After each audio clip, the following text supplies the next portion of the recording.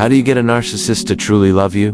This is a question many people ask, often without even realizing it. Because when you are in a relationship with a narcissist, you slowly start feeling like love is something you have to earn, something you have to prove, something you have to work harder and harder for. So how do you make a narcissist love you?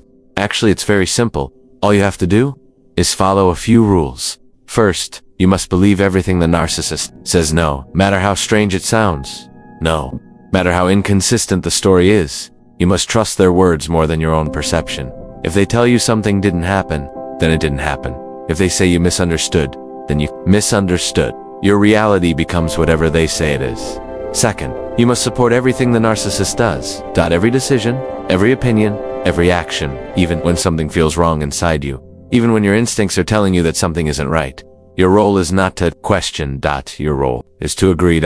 The narcissist must get everything they want from you. Your attention, your time, your loyalty, your emotional support, your energy. But here's an important part of the rule. You must never expect anything in return. Love from a narcissist works differently. You give. They receive. And if you ever start expecting balance, that will become a problem. Another important rule is this. You must keep all of the narcissist secrets, even the ones that make you uncomfortable, even the ones that confuse you, because protecting their image is part of loving them.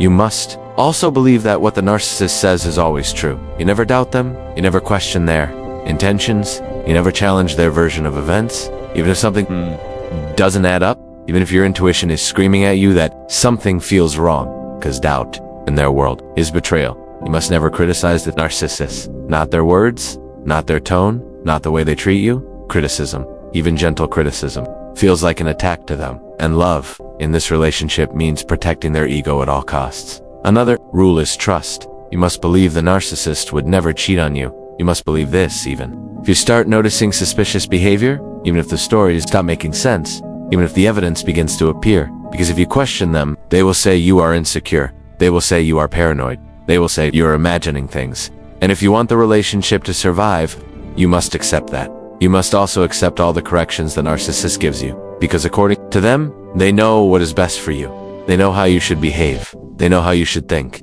They know how you should improve yourself.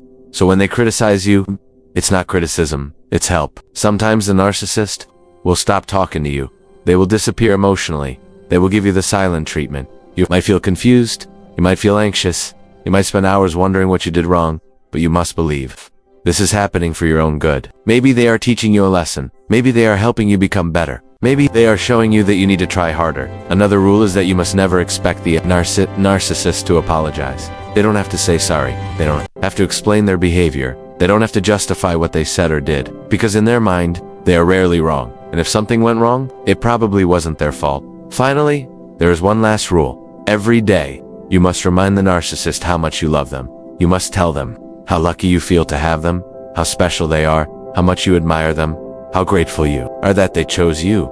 You give admiration, you give reassurance, you give validation day after day. Now, if you follow all of these rules perfectly, you might start thinking something. Maybe this is the secret. Maybe if I do all of this, the narcissist will finally love me the way I deserve. Maybe if I try hard enough, they will see how loyal I am. Maybe if I sacrifice enough, they will appreciate me. Maybe they will love me forever. Right, well, not exactly because there is one important detail.